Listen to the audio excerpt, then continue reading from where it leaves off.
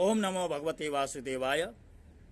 जय श्री कृष्ण भक्तों, श्रीमद् भागवत महापुराण की भाव यात्रा में आज हम नवम स्कंद के 17वें अध्याय तक आ पहुंचे हैं। और इस अध्याय में चंद्रवंश में जो क्षत्रवृद्ध रजी आदि राजा हुए हैं उनके वंश का वर्णन दिया गया है। यह पुरूरवसः पुत्र आयुस्तस्या भवन सुताः नहुष क्षत्रवृद्धस्य रजेरंबश्च वीर्यवान। सुखदेव जी कहते हैं, राजन, राजेंद्र पुरूरवा का एक पुत्र था जिसका नाम था आयु, और उसके 5 पुत्र हुए, नहुष, क्षत्रवृद्ध, रजी और शक्तिशाली रंभ और अनेना। अब क्षत्रवृद्ध का वंश सुनो। क्षत्रवृद्ध के पुत्र थे सुहोत्र, और सुहोत्र के 3 पुत्र हुए, काश्य, कुश और गृत्समद। गृत्समद का पुत्र हुआ शुनक, और इसी शुनक के द्वारा ऋग्वेदियों में श्रेष्ठ मुनिवर शौनक जी हुए। काश्य का पुत्र था काशी, काशी का राष्ट्र, राष्ट्र का दीर्घतमा, और दीर्घतमा के धन्वंतरी। यही आयुर्वेद के प्रवर्तक हैं। ये यज्ञ भाग के भोक्ता और भगवान वासुदेव के अंश हैं। इनके स्मरण मात्र से ही सब प्रकार के रोग दूर हो जाते हैं। धन्वंतरी का पुत्र हुआ केतुमान, और केतुमान का भीमरथ, भीमरथ का दिवोदास, और दिवोदास का द्युमान, जिसका एक नाम प्रतरदन भी है। यही द्युमान शत्रुजित, वत्स, ऋतध्वज और कुबलयाश्व के नाम से भी प्रसिद्ध है। और कुबलयाश्व के नाम द्युमान के ही पुत्र अलर्क आदि भी हुए हैं। तो परीक्षित, अलर्क के अतिरिक्त और किसी राजा ने 66,000 वर्ष तक युवा रहकर पृथ्वी का राज्य नहीं भोगा।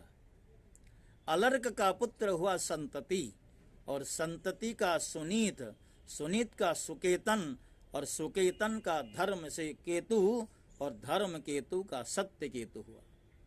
सत्य केतु से धृष्ट केतु, और धृष्ट केतु से राजा सुकुमार, और सुकुमार से वीतिहोत्र, और वीतिहोत्र से भर्ग, और भर्ग से राजा भार्ग भूमि का जन्म हुआ। और ये सब के सब क्षत्रवृद्ध के वंश में काशी से उत्पन्न नरपति हुई। रम के पुत्र का नाम था रभस, और उससे गंभीर, और गंभीर से अक्रिय का जन्म हुआ। अक्रिय की पत्नी से ब्राह्मण वंश चला। अब अनेना का वंश सुनो। अनेना का पुत्र था शुद्ध, शुद्ध का शुचि, और शुचि का चित्रकुद, और चित्रकुद का पुत्र हुआ धर्मसारथी। धर्मसारथी के पुत्र थे शांतरय। शांतरय आत्मज्ञानी होने के कारण कृतकृत्य थे, उन्हें संतान की आवश्यकता नहीं थी। हे राजन, आयु के पुत्र रजी के अत्यंत तेजस्वी 500 पुत्र उत्पन्न हुए। देवताओं की प्रार्थना से रजी ने दैत्यों का वध करके इंद्र को स्वर्ग का राज्य दे दिया, परंतु वे अपने प्रहलाद आदि शत्रुओं से भयभीत रहते थे। इसलिए उन्होंने वह स्वर्ग फिर रजी को लौटा दी, और उनके चरण पकड़कर उन्हीं की अपनी रक्षा, उन्हीं को अपनी रक्षा का भार भी सौंप दिया। जब रजी की मृत्यु हो गई, तब इंद्र के मांगने पर भी रजी के पुत्रों ने स्वर्ग उन्हें नहीं लौटाया। वे स्वयं ही यज्ञों का भाग भी ग्रहण करने लगे। तब गुरु बृहस्पति जी ने इंद्र की प्रार्थना से अभिचार विधि से हवन किया। इससे वे धर्म के मार्ग से भ्रष्ट हो गए। तब इंद्र ने अनायास ही उन सब रजी के पुत्रों को मार डाला, उनमें से कोई भी न बचा। क्षत्रवृद्ध के पौत्र कुश से प्रति और प्रति से संजय और संजय से जय का जन्म हुआ।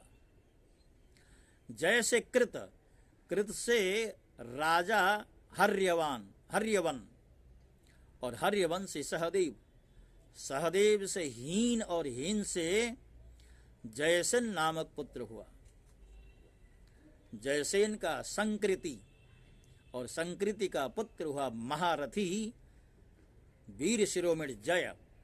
और छत्रवृद्ध की वंश परंपरा में इतने ही नरपति हुए। अब नहुष वंश का वर्णन सुनो। तो भक्तों, जैसा कि हमारा संकल्प है, प्रतिदिन एक ही अध्याय आपके समक्ष रखा जाना है। तो आज का अध्याय छोटा है। अब आज की श्रृंखला तो यहीं पर पूरी हो रही है। और मेरे पास एक प्रश्न आया था कि भगवान धन्वंतरी जो समुद्र से अमृत का कलश लेकर के प्रकट हुए थे, वो किसके पुत्र थे? तो बड़े दिनों से मैं इसकी खोज कर रहा था, किंतु आज प्रभु की ऐसी कृपा हुई कि इसी अध्याय में धन्वंतरी भगवान किसके पुत्र हैं इसका खुलासा भी हो गया है।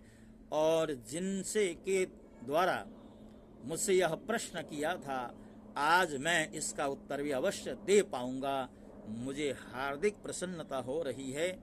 और प्रसंग में आपने सुनी लिया वो किनके पुत्र थे, तो इस प्रसंग को विशेष करके कोट करके मैं उनको बताने वाला हूं। इस बात की बड़ी प्रसन्नता है। तो इसी के साथ साथ आज की श्रृंखला को मैं विश्राम दे रहा हूं। आपसे विदा होता हूं। जय श्री कृष्ण। ओम नमो।